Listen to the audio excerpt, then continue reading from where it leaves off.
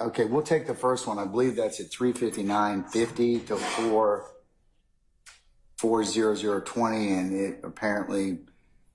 The first three, Your Honor, are all statements made by investigators. I believe they're all by investigator Gaither. All right, let me just kind of flesh out as well, just for purpose of the record in our discussion. The first one, you've indicated that Gaither gives a speech about the need for people to step up and cooperate. Number two, Gaither gives a speech about the work they have done. And number three, Gaither gives a speech about doing this to protect Casey's baby girl. Right, and obviously speech is my commentary, but it's essentially the narratives given by detectives throughout the interview, which are basically giving argument and kind of parroting the state's argument throughout this case, which I think is improper and unnecessary and fails 403 because there's no probative value to investigator Gaither pontificating about the need to protect the community and the need for witnesses to come forward and her quest to protect Mr. Copeland's child and things of that nature. So, I mean, they speak for themselves, so. I have another one. This shit, man.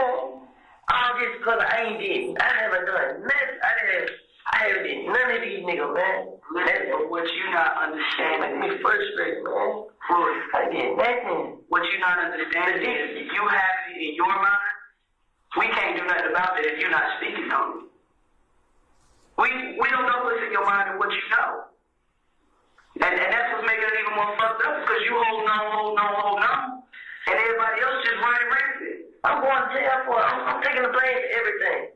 I'm going to jail for probation, parole, whatever you want. That's what you in jail for. If there was some other charges on you, would they be there? And you would see it.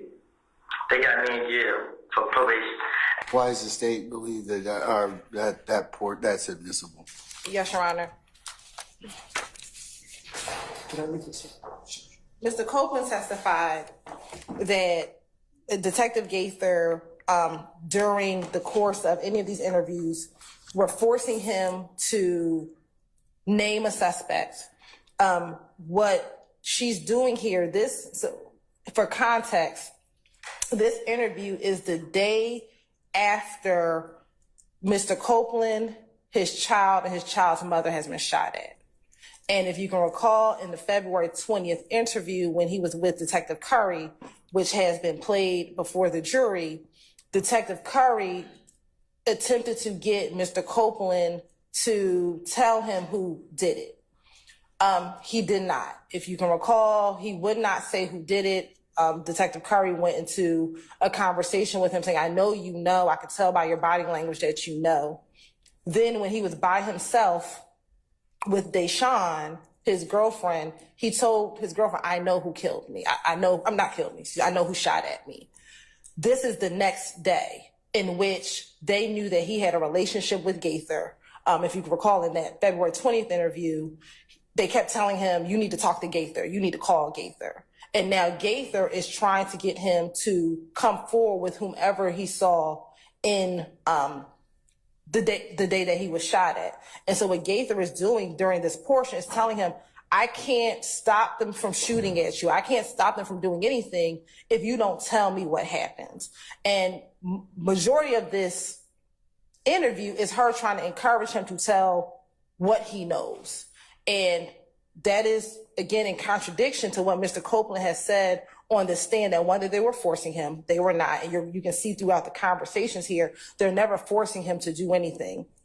Two, Mr. Copeland eventually says that I wasn't, that Tay never killed me. I think he said, I swear on my child's grave or my mom's grave that Tay never did it. And this whole entire interview is them talking to him about what has been happening, the shootings, the retaliatory shootings, and encouraging him to tell them who he knew shot at him, his child, and his child's mother. So I think this is relevant, one, to contradict Mr. Copeland's in-court testimony that they were forcing him to do anything.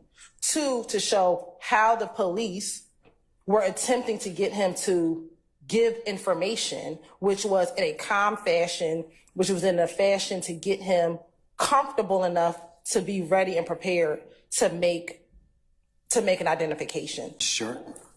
Well, I think if you look at that exchange in isolation, it is a narrative by the detective.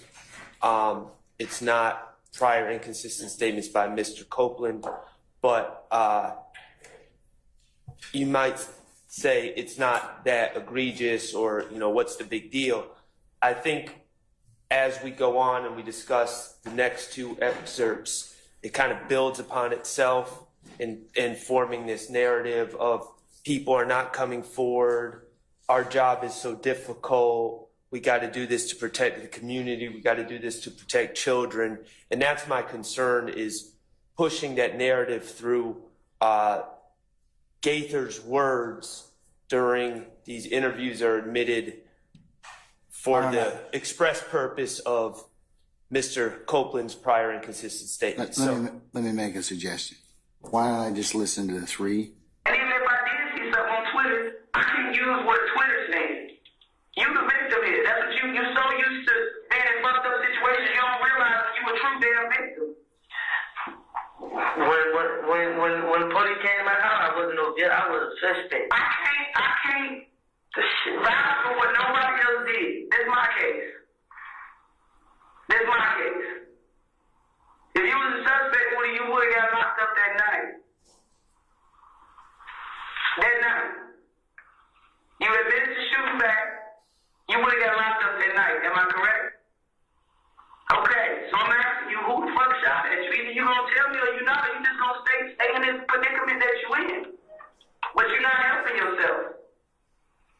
And you going to the streets trying to kill you. I ain't even going to the street. If you want, you would have been told the first time. The first time you would have told me. It ain't just about you and your life, because your baby was out. It was just the first time. You think I was joking with you? What did you tell me the first time? What I tell you? You don't even forgot what I told you the first time? The first time when I talked to you a few weeks ago about the incident on the highway, you didn't tell me when it was time to tell me. You didn't tell me. Us talking off the record, it's like it never happened. It's like it never happened, and I can't work like that. You expect me to help you, but look at what happened to me. I'm expecting you to help you. I'm getting shot at and locked up. It's like I'm talking to a brick wall, Louis. I try my best not to cry. It's all right to cry. I cried the same night they came. I did. I let it out. But I scratch every day. You know what? I just shot my car. You know what I was doing? I was still out. I ran 4-wheelers everywhere. I know. I heard. I wasn't riding. You know what I'm saying? Because I know everybody wasn't out to get me. I'm not saying everybody out to get you, but the folks that are out to get you, obviously they coming for you. And me as a police officer, if you don't give two shits about your life, I care about your baby life. I care about her life. She can't get my life and my girl life. Exactly. So help me do this shit. They are protecting now. They out there by themselves. But you not telling me nothing, cause I'm in jail. You right here right now. They out there by themselves, and the folks that shot at y'all. All right, sir. Sure.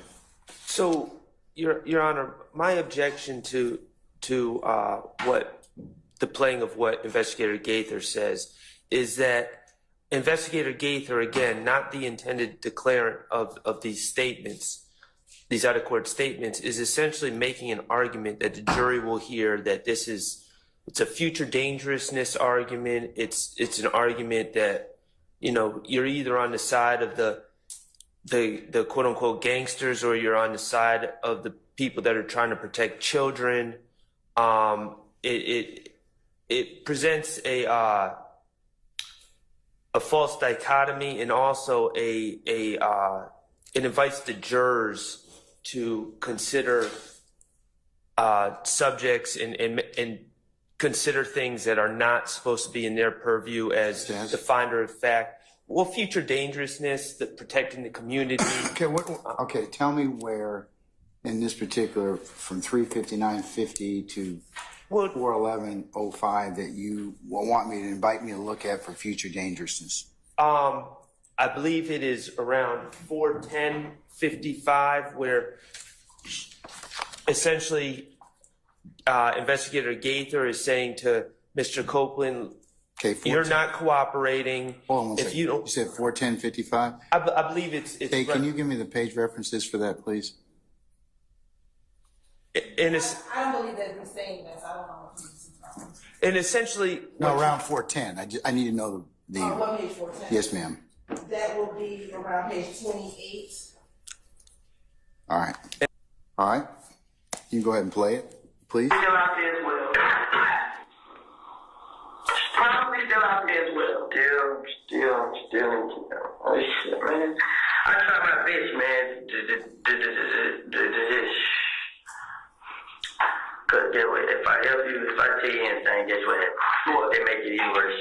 What make it worse? Everybody, oh now snitch, now this and that and that. Bro, how you a snitch for somebody trying to kill you, the girl, and your baby? How is that snitching? I just want to get out of jail and go to my next job. Just stay out of the way, man.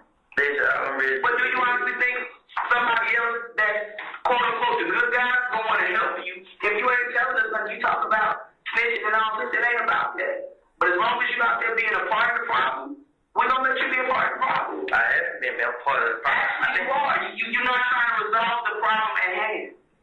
And I told you the only way for you to start resolving, to get this shit started and resolving it, is you gotta talk to us straight up. That's it. You gotta talk to us straight up.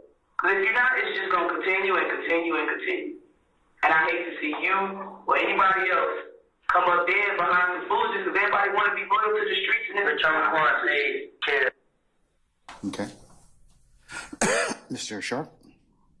So my issue with this, and again, it's going to be under 403.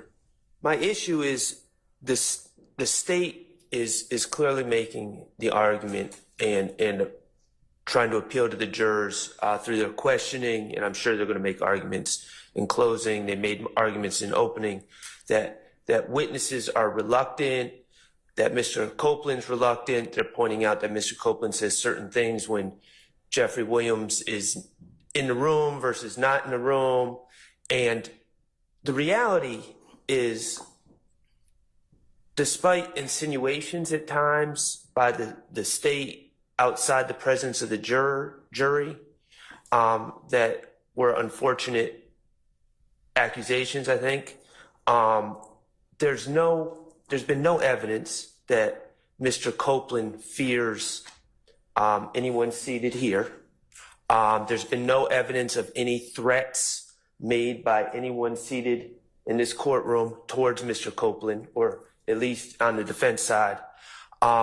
So here, Mr. Copeland is clearly expressing fear of being a snitch, being labeled a snitch, the ramifications of telling. But what's important here, and I'm afraid what might get lost, is Mr. Copeland is expressing fear of an entirely different group of people than the accused here today.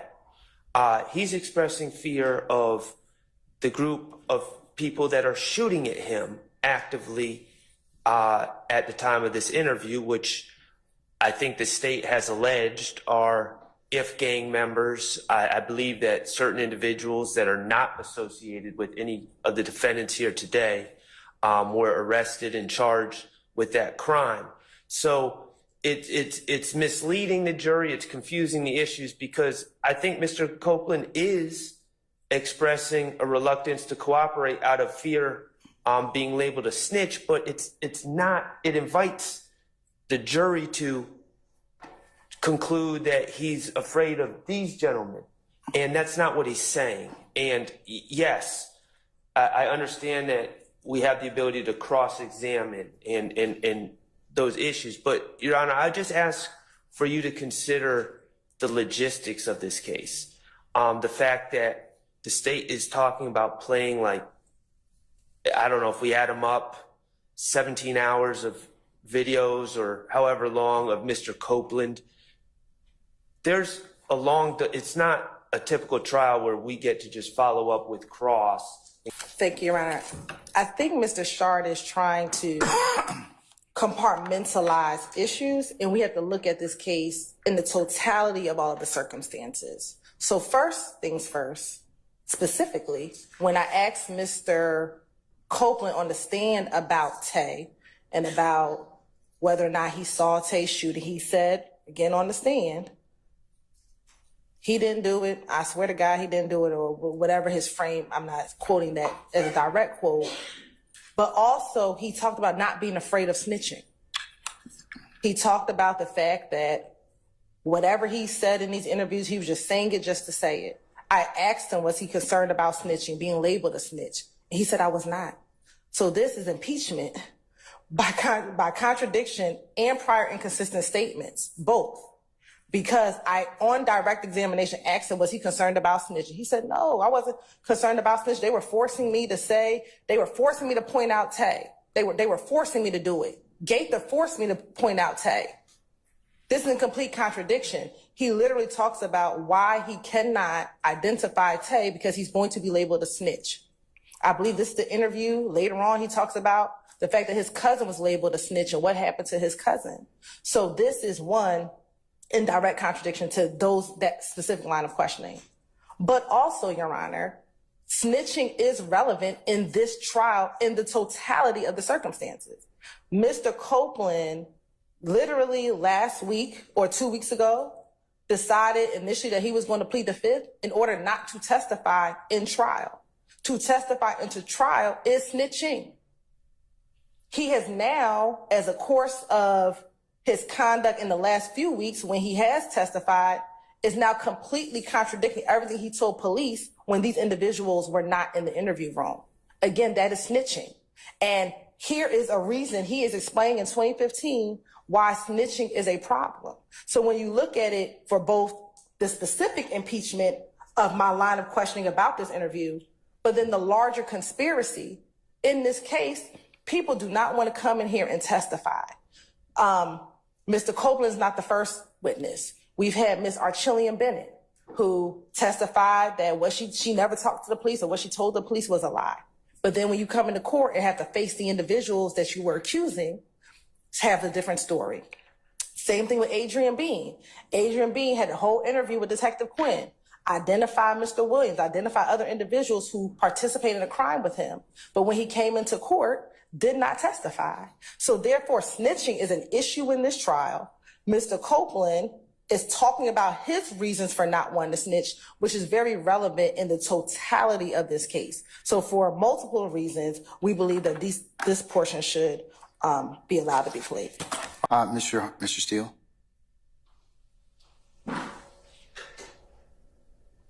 Just as the court goes through your ruling,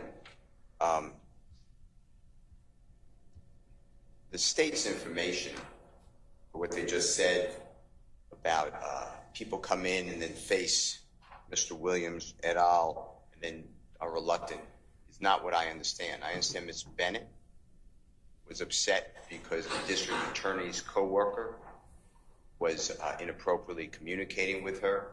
I understand that Mr. Bean told another detective at the hospital when he was first arrested that he did not have information. He was told, if you include Mr. Williams, then you can get out.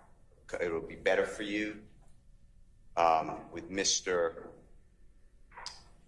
Copeland, who's testifying, he has stated that he's been pressured by the prosecution. So this whole creation of pressure is a theory of the district attorney without zero proof. So I don't believe that should weigh into your analysis at all. All right, madam. All right, let me hear it, please. In that fucking river with them, period. This is what is going on. There's two people I be with. They're going to be Shannon and Lizzie. When I'm in with Shannon, me and Lizzie together all the time. That's exactly. No, this Shannon still wants to make you on guard. Yeah. They me and them together all the time. Them only two I do with. Since they started their car, I've been in the house with my baby mama. If I ain't in the house, though, we don't got the lady, and I don't call Queen. Queen don't can't pick that up, and we just rolled around here. So we stopped it at 4:38:46. So in context, he's talking about the last time since they were shot at in the car. Well, before we played this interview, we would have played the January 28th interview where he's going to talk about the fact that they were shot at in the car in January 28th. And so when you read those two in conjunction with each other, I believe the jury will understand that he's saying since they got shot at the car, I've been in the house. Let me frame the period. It's 6:03:25 to 6:06:05. It alleges Casey talking about Kel shooting and at some dice At a gambling spot, which I believe under the state's theory is kind of one of the incidents that's the genesis of everything. Defense counsel is arguing that Copeland consistently lies. What this shows is that Copeland's giving the same series of events to multiple different investigators at multiple different interviews. But that's what it was about. Then they got mad. The D got jumped in the club by NBC. They tell the D, we ain't got you because you be with them. They asked the D, why they ain't got you? You don't got too much shit going on. I don't know why. It was, no, but the whole time come back on kill them. Because this is a gambling house we go hang it and gamble. We go down and gamble. We come out the league. Kel, I'm in the bush. Kel, Stewart, and they never mentioned the third person name. And Bush, they started showing me them. They shot so many times. Shit, I was glad to hear that. Huh? Who gave him out? In Lakewood. They shot so many times. They shot down in everybody's car. But they missed everybody. They graded one person probably bad. But when police can't hear, left. Co-people left. But they were killed. But this is the same like NBC jumped on the D. So they did it and they seem like NBC did. But I go over, boy, I'm home. I stayed out about 2 or 3 years.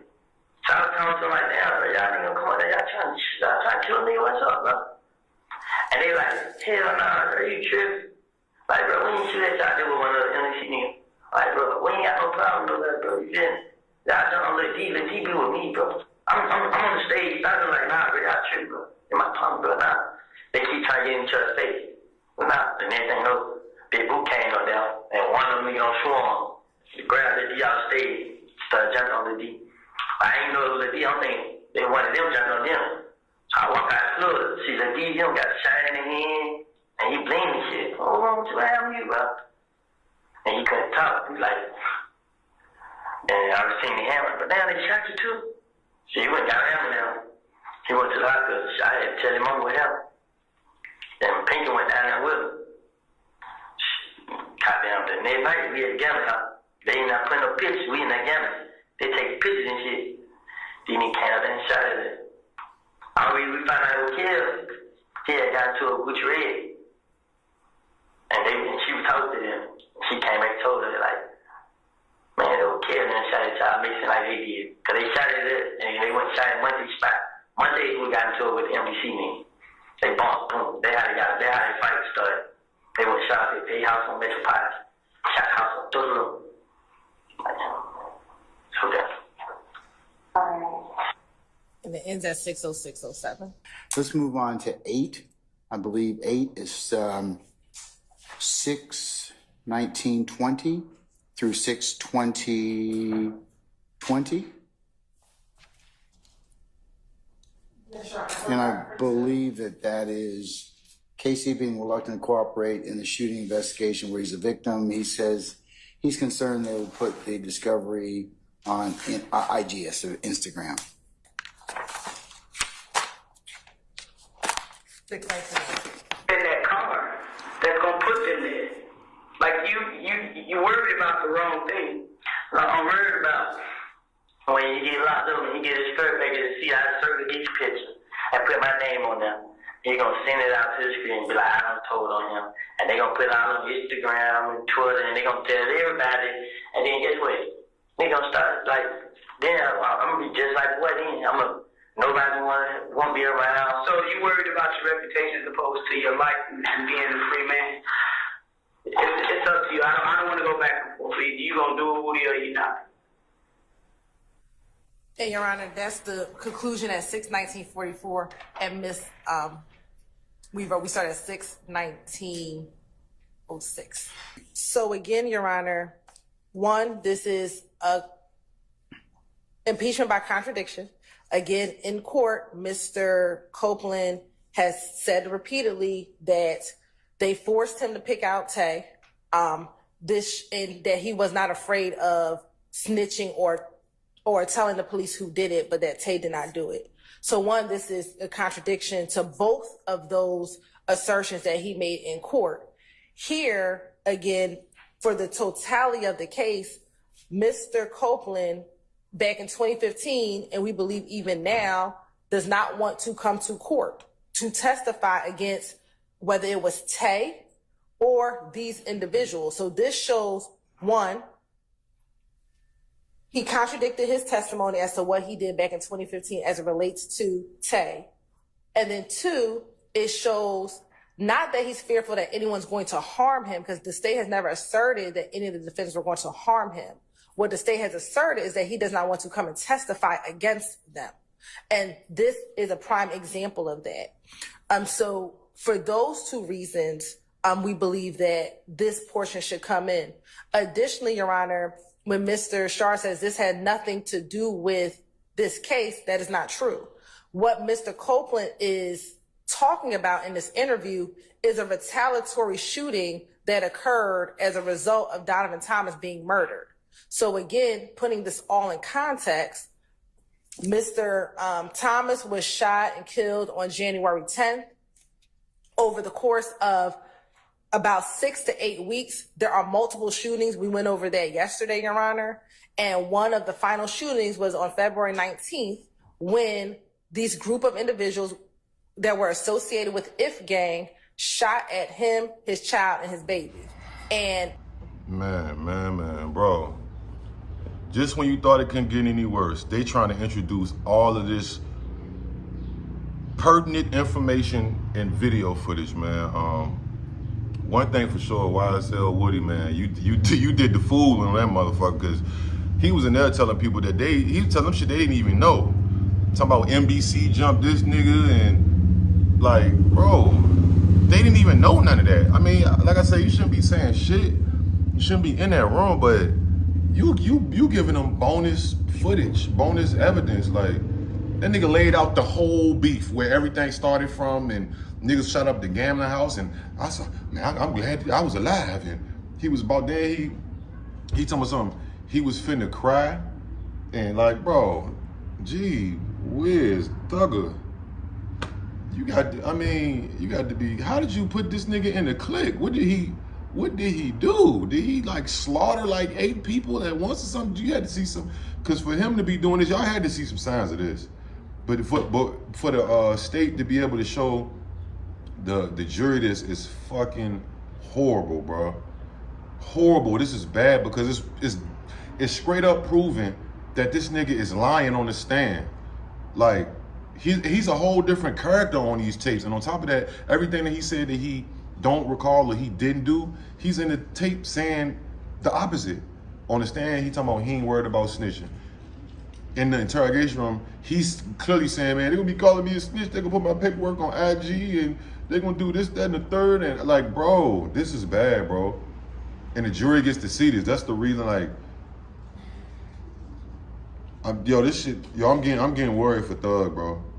I'm already, I mean, it's already a worrisome, you know what I'm saying, situation for anyone, but this dude right here, man, this nigga Woody is crazy, bro.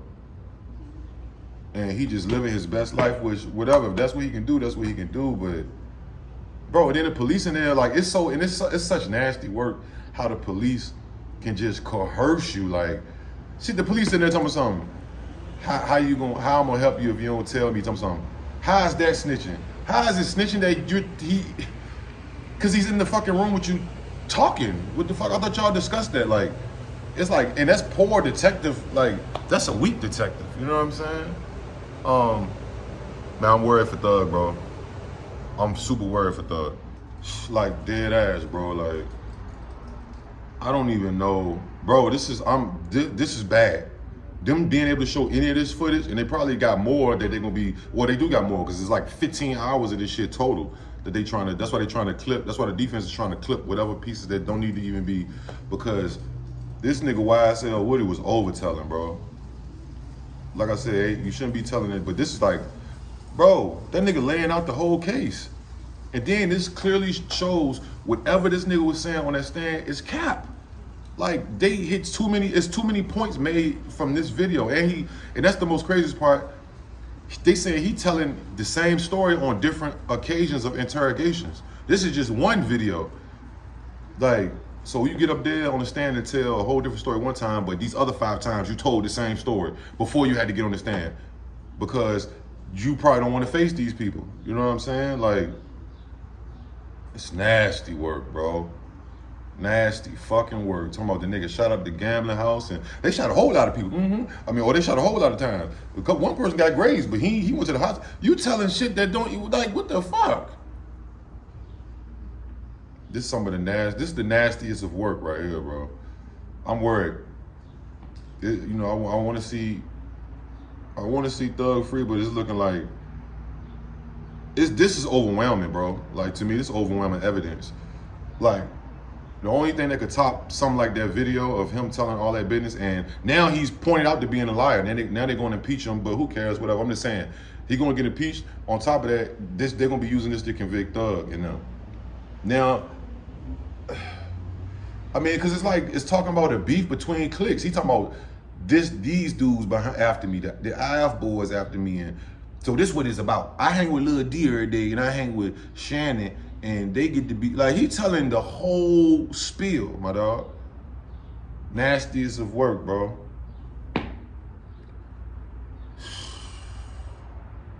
Damn, bro, you got to keep your circle tight, bro. Really don't even have no circle. What they say? My circle so small as a period. Who said that? Lil Wayne? Me personally, man, listen, I ain't into that shit no more, running around the streets and doing all this crazy shit, but nigga, I can count on one hand how many, my circle, if you want to call it that. It's not even you know what I'm saying? And we don't even be together all the time because, you know, niggas living life, but you got to be you can't spread yourself too thin, bro, and just be around anybody and doing anything. Do your dirt by your lonely, bro. Y'all let me know what y'all think in the comments, man, about this footage, bro. And the defenses, they arguing, but I mean, this shit is about to be shown. Once they done these little motions for these arguments, for these clips, this shit is about to be shown to the jury. It's nasty work, man. Y'all let me know what you think, man. Like, comment, subscribe, notification, I'm gone. Yeah. Hey, it's me again, man. I appreciate you, man. Please stop what you're doing. Go follow the channels IQ Shaheed TV and Connoisseur Not Connoisseur for more bonus clips, different content other than this channel or whatever channel. Yeah, let's go up, bro. If you wondering why he ain't upload on the main channel, it's because I'm over here on these, man. I appreciate y'all. Slogan.